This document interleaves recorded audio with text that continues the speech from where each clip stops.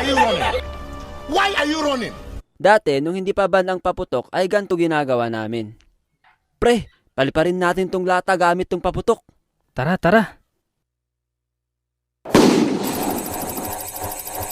Wow! Ang taas, men!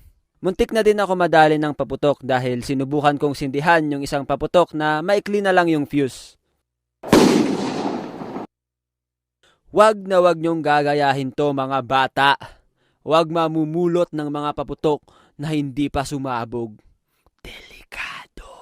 Gumagawa din kami ng boga dati gamit ang lata. Yung lalagyan mo ng kalburo or thinner tsaka mo sisindihan.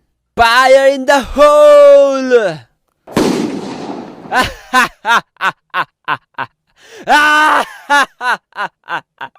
OA mo, pre. Ay, sorry. Sino nang nainis sa exchange gift? Yung tipong ang ganda-ganda ng regalo mo, tapos yung magre-regalo sa'yo, ang binigay sa'yo yung gamit na baso.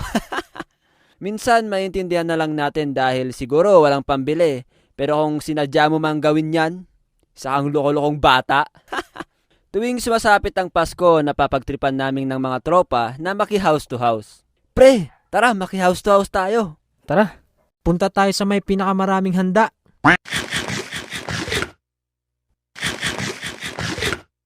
Anak, tropa mo ba yung mga yan? Oo ma, best friend forever ko yung mga yan. Eh bakit parang mga hampas lupa? What? Parang hindi sila pinapakain simula nung pinanganak. Tita, pwedeng mag-take out ng Shanghai? Tita, pati yung cake po.